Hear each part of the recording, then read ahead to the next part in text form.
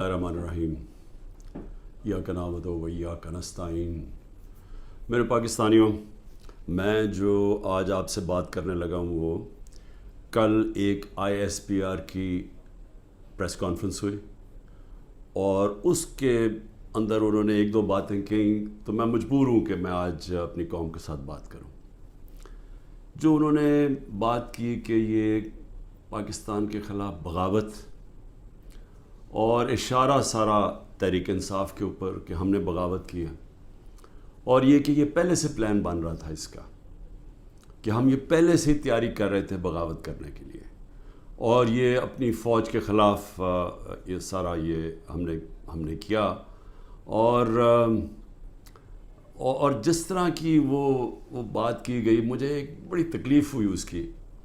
تو میں نے کہا کہ میں آج اپنی قوم کے سامنے ذرا 2-3 پوائنٹ رکھوں، کیونکہ جب ایسی بات کی جاتی ہے تو اس کا جواب دینا بڑا ضروری ہے۔ دیکھیں، اب یہ موقف آ گیا ISPR کا اور پاکستان کی اسٹیبلشمنٹ کا کہ تحریک انصاف نے بغاوت کی۔ اب یہ دوسرا بھی ایک موقف ہے، یہ ہمارا بھی موقف ہے، یہ میرا موقف ہے، میری پارٹی کا موقف ہے کہ ہمارے خلاف پوری کانسپریسی کی گئی، ہماری گورنمنٹ گرائی گئی، جبکہ پاکستان کی تاریخ میں 2 سالوں میں آخری ہمارے 2 سالوں میں بہترین معیشت اوپر جا رہی تھی۔ آپ اگر اکنامک انڈیکیٹرز دیکھ لیں اور پاکستان اکنامک سروے پڑھ لیں تو وہ ان کی حکومت کا بھی پڑھ لیں جو ان کے دور میں شائع ہوا ہے، تو آپ کو یہ پتہ چلے گا کہ 17 سال کے بعد بہترین اکنامک پرفارمنس تھی، اور 17 سال پہلے اس لیے تھی کہ امریکی ڈالرز آ رہے تھے، ہم امریکہ کی وار آن ٹیرر لڑ رہے تھے۔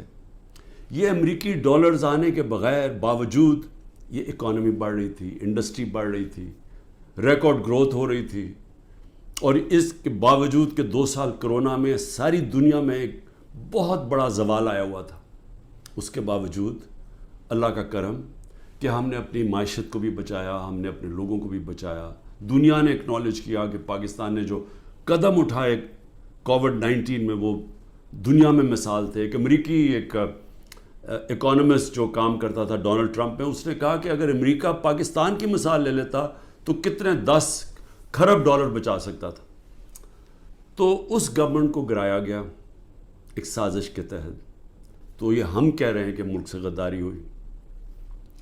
اس کے بعد 25 مئی کو ہمارے ساتھ جو ہوا، کسی پولیٹیکل پارٹی سے ایسا نہیں ہوا کہ وہ لانگ مارچ کر رہی ہے اور 2 دن پہلے گھروں میں گھس کے اٹھائے جا رہے ہیں لوگ، کتنے ہزار گھروں میں پولیس گھسی رات کے صبح کے 3 بجے۔ یہ پہلی دفعہ کسی پارٹی سے ایسے ہوا۔ 3 لانگ مارچز میرے خلاف ہوئی، بتائیں ایک بھی FIR کٹی؟ ایک دفعہ ہم نے کسی کو روکا؟ کسی کے اوپر ٹیئر گیسنگ ہوئی؟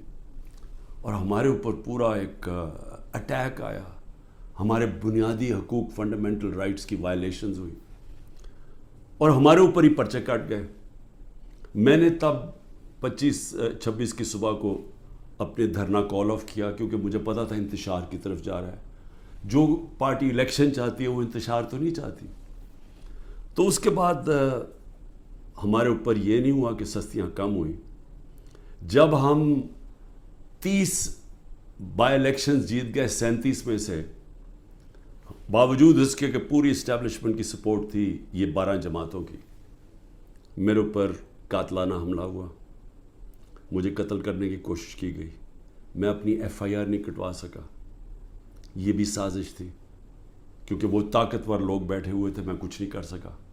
پھر جو JIT بنی پنجاب کی ہماری گورنمنٹ تھی، اس نے جو چیزیں سامنے لے کے آئیں، جب وہ چیزیں سامنے آ رہی تھیں کہ 3 شوٹر تھے ایک کی بجائے، وہ JIT کو سیبوٹاج کیا طاقتور لوگوں نے۔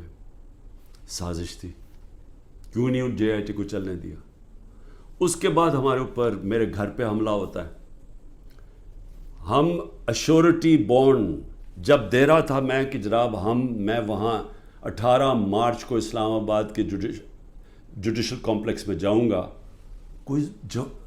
کوئی قانونی جواز نہیں تھا میرے گھر پہ، 24 گھنٹے حملہ کیا، اور وہ ایشورٹی بانڈ بھی نہ لے پولیس، کیونکہ انہوں نے مجھے اغوا کرنا تھا یہاں سے۔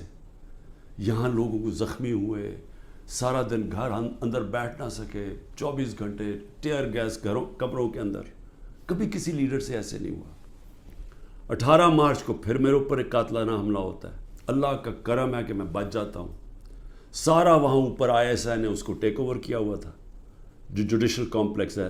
CCTV کیمرہ انہوں نے بند کر دیے. پوری تیاری تھی کہ عمران خان کو قتل کرنا تھا وہاں. وہ اللہ نے ایسا کرم کیا کہ وقت میں ہم باہر نکلے، اگر اندر چلے جاتے تو دروازہ بند ہو جاتا تو ختم تھا. وہاں بچا میں.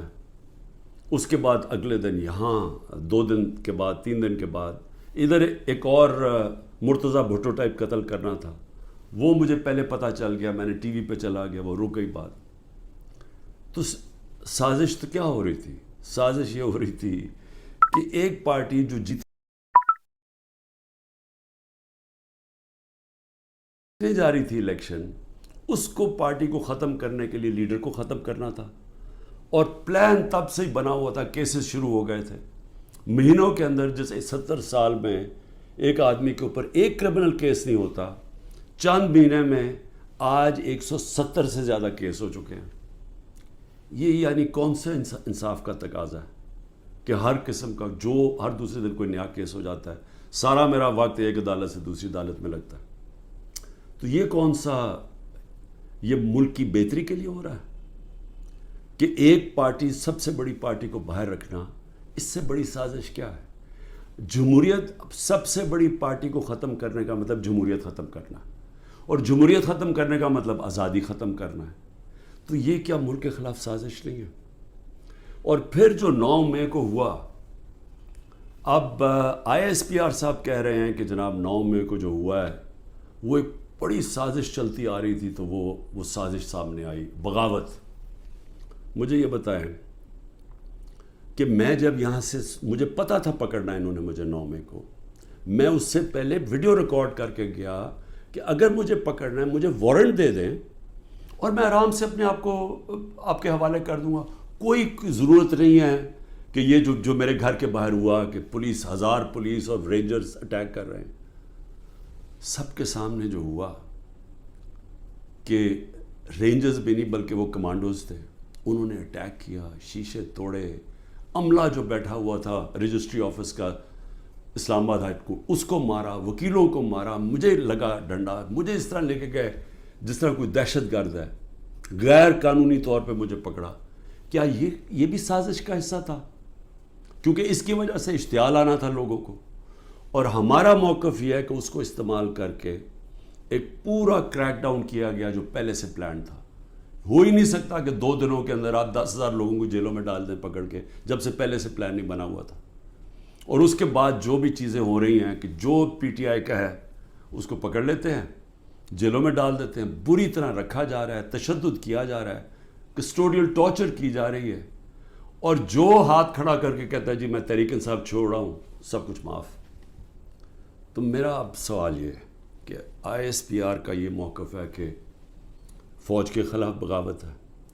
ہمارا یہ موقف ہے کہ یہ ہمارے خلاف پوری سازش ہوئی پارٹی کو ختم کرنے کی، تاکہ وہ الیکشن نہ لڑ سکے اور عمران خان کو الیکشن سے باہر کیا جائے. یہ 170 کیسز اس لیے ہیں کہ کسی طرح ڈسکوالیفائی کرو یا جیل میں ڈالو. اور یہ ملٹری کورٹس بھی میری نظر میں اس لیے ہیں کیونکہ سول کورٹس کے اندر یہ جو سارے کیسز ہیں یہ کبھی چل سکتے ہی نہیں ہیں، کیونکہ بوگس کیسز ہیں. تو اس لیے ملٹری کورٹس بنائے جا رہے ہیں تاکہ اس میں عمران خان کو سزا دی جائے، تاکہ وہ الیکشن سے باہر ہو جائے. تو میں آج اپنی ملٹری اسٹیبلشمنٹ کو کہنا چاہتا ہوں کہ دیکھیں، انصاف کا تقاضا تو یہ ہے کہ ISPR نے تو فیصلہ کر کے ہمیں دے دیا، اور جو بھی بیان آتے ہیں اسٹیبلشمنٹ سے اس سے واضح ہوتا ہے کہ ہم ہی بغاوت کر رہے ہیں، PTI اور عمران خان. آپ نے تو اپنا مائنڈ دے دیا ہے. تو اب سوال یہ ہے کہ آپ ملٹری کورٹس میں اب کیسے فیصلہ کر سکتے ہیں؟ کیونکہ جج، جوری اور ایکسیکیوشن تو اب بن ہی نہیں سکتے. وہ تو انصاف ہوتا ہی نہیں ہے. انصاف تو وہ ہوتا ہے کہ میرا موقف ہے اور ایک اسٹیبلشمنٹ کا موقف ہے. بیچ میں تو کوئی جج بیٹھ کے فیصلہ کرتا ہے نا کہ کون ٹھیک کہہ رہا ہے. مجھے موقع دیا جائے، میں انشاءاللہ ثابت کروں گا. میرے پاس تو اب آہستہ آہستہ ثبوت آیا نا کہ یہ پورا پلان کر کے 9 مئی کو انتشار کیا گیا ہے. یہ جو جگہیں جلائی گئی ہیں یہ پلان ہوا تھا پہلے سے. یہ جو پکڑے تھے 10,000 لوگ یہ پہلے سے پلان بنا ہوا تھا. اور یہ پلان صرف ایک مقصد سے تھا کہ تحریک انصاف کو ختم کرنا ہے. یعنی جو کاٹا ڈالا ہوا تھا، جو بار بار مجھے ہمیں اسٹیبلشمنٹ بتاتی تھی، جو میرے ابھی بھی لوگوں کو ملتی ہے، تو ہمارے جو سارے لوگوں کو ملتی ہے ان کو یہ کہ جی عمران خان کے اوپر کاٹا ڈل گیا ہے، آپ کسی اور پارٹی میں چلے جائیں، پی ٹی آئی کا کوئی مستقبل نہیں ہے. پہلے تو ان کی بزنسز بھی بند کرتے ہیں، گھر بھی توڑتے ہیں، سب کچھ، لیکن ساتھ پھر یہ مایوس بھی کر دیتے کہ جی عمران خان کا تو کوئی چانس ہی نہیں ہے. تو بڑے رسپیکٹفلی میں کہنا چاہتا ہوں کہ یہ عدالت میں کیس چلنا چاہیے اور اوپن ٹرائل ہونی چاہیے. میری ایک اور ریکویسٹ ہے، یہ ٹیلی وائز ہونی چاہیے ٹرائل، کیونکہ یہ ایک ملک کے خلاف اگر بغاوت ہے تو یہ کوئی چھوٹی چیز نہیں ہے. تو یہ چھپا کے نہیں ہونی چاہیے، پبلک میں ہونی چاہیے. سارے جو آپ کہتے ہیں کہ آپ کے پاس ثبوت ہیں آپ لے کے آئیں، جو میرے پاس ثبوت ہے وہ ہم لے کے آتے ہیں، قوم کے سامنے رکھیں. کیونکہ اگر اپنی فوج کے خلاف کوئی بغاوت کرتا ہے اس کو سزا ملنی چاہیے. میری طرح کا آدمی جو فیصلہ ساری باہر 20 سال باہر کمائی کی، سب کچھ بیچ کے آج میرا پاکستان میں، میرا ایک پیسہ پاکستان سے باہر نہیں ہے. تو مجھے اگر غدار کہا جا رہا ہے تو مجھے موقع ملنا چاہیے اپنے آپ کو بے قصور ثابت کرنے کا پبلکلی. اور دوسری طرف جن لوگوں کو آج اوپر بٹھایا گیا ہے، جو سارے آج دبئی بیٹھے ہیں، پاکستان کے فیصلے دبئی میں ہو رہے ہیں. مجھے یہ آج بتا دیں کہ کبھی سنا ہے نریندر مودی جا کے کسی اور ملک کے اندر اپنے وزیروں کو بٹھا کے فیصلے کر رہا ہے؟ کبھی سنا ہے کہ برطانیہ کا پرائم منسٹر جا کے یورپ میں بیٹھا ہوا، یا یورپین پرائم منسٹرز کہیں اور جا کے کر رہے ہیں؟ کبھی دنیا میں سنا ہی ہے؟ یہ ملک سے مذاق کیا ہو رہا ہے کہ جن لوگوں کا اسٹیک ہی پاکستان میں نہیں ہے، ان کی دبئی میں بڑی بڑی پراپرٹیز ہیں، لنڈن میں بڑی پراپرٹیز ہیں. اور یہ مجھے کس نے بتایا ہے؟ یہ ہماری ISI نے ہمیں بتایا ہے. یہ نیب کے جو پہلے چیئرمین تھے جنرل امجد، انہوں نے مجھے آج سے 20 سال پہلے 23 سال پہلے پوری بریفنگ دی کہ ان کی کتنی پراپرٹیز ہیں ملک سے باہر. یہ سارا وقت ہمیں کدھر سے انفارمیشن آتی تھی؟ کیونکہ ISI کے پاس انفارمیشن ہوتی تھی، ادھر سے ہمیں انفارمیشن ملتی تھی کہ ان کی کتنی پراپرٹیز باہر ہیں، انہوں نے کتنا پیسہ کیا، فلانی ڈیل سے کتنا پیسہ کمایا. وہ لوگ جو آج اربوں ڈالر کی باہر پراپرٹیز لے کے بیٹھے ہیں، جن لوگوں میں ایک کہتا ہے کہ نواز شریف کہتا ہے کہ ہندوستان کو کہ جی یہ پاکستانی فوج دہشت گردی کر رہی ہے ڈان لیکس میں، دوسری طرف واسف زرداری جا کے کہتا ہے امریکنوں کو کہ جی ایڈمرل منل کو، وہ حسین حقانی اس کا ایمبیسڈر کہتا ہے کہ ہمیں بچا لو پاکستانی فوج سے، امریکنوں کو کہتا ہے. وہ ٹھیک ہیں جن کے اربوں ڈالر باہر پڑے ہیں اور جو آج سارے مل کے، یعنی پاکستان میں انہیں کوئی جگہ نہیں ملی میٹنگ کے لیے، وہ باہر بیٹھے ہوئے سارے. اور عمران خان جو سب کچھ اپنا چھوڑ کے بیچ کے آج پاکستان ہے، وہ غدار بن گئے. مجھے یہ بتائیں، میں پرائم منسٹر 3.5 سال تھا، مجھے ایک بتائیں میں نے نجی دورہ کیا ہو، پرائیویٹ وزٹ کی ہو. میرے بچے انگلینڈ میں تھے، 2 دفعہ مجھے برطانیہ کے پرائم منسٹر نے آفر کی کہ لنڈن آؤ، میں کیوں نہیں گیا؟ کیونکہ میں جب کوئی باہر کا دورہ کرتا تھا پہلے میں دیکھتا تھا میرے ملک کو اس کا کیا فائدہ ہے. کیونکہ جب ایک پرائم منسٹر باہر دورہ کرتا ہے، پاکستان کے ڈالر خرچ ہوتے ہیں، ہمارا پیسہ خرچ ہوتا ہے، ہمارا مقروض ملک ہے. میں تو اپنے بچے تک نہیں گیا. نواز شریف 22 دفعہ نجی دورے کیے اس نے لنڈن کے جب وہ پرائم منسٹر تھا. آصف زرداری 50 دفعہ دبئی گیا جب وہ پریزیڈنٹ تھا، اور ملکوں کے علاوہ. تو آج مجھے تکلیف یہ ہے کہ یہ جو لوگ اوپر مسلط کیے ہیں، جو دبئی بیٹھ کے پاکستان کے فیصلے کر رہے ہیں، یہ محب وطن ہیں، اور میں اور میری جماعت ان کو غدار کہا جا رہا ہے. اس لیے اس کی اوپن ٹرائل کریں. یہ بیٹھے اس کو ٹی وی کے اوپر یہ ٹرائل آئے، مجھے موقع ملے بتانے کا قوم کو کہ ہمارے سے ہوا کیا کیا ہے، میرے سے کس طرح غداری کی گئی ہے، کس طرح میرے سے جھوٹ بولے گئے ہیں، کس طرح کمر میں چاقو مارا گیا ہے، اور آج پاکستان کو گھٹنے پہ پہنچا دیا ہے. آج ہم معاشی طور پہ بھی اس جگہ پہ پہنچ گئے ہیں کہ نریندر مودی کہتا ہے کہ اس کو پاکستان کو چھوڑ دو، یہ اپنے بوجھ میں ہی کر رہا ہے. آج یہ سٹیٹمنٹ آئی ہے، 14 مہینے پہلے اس طرح کی کسی کوئی سٹیٹمنٹ آئی تھی؟ ذرا صرف دیکھ لیں کہ پاکستان کا وقار کدھر تھا اور آج کدھر ہے پاکستان.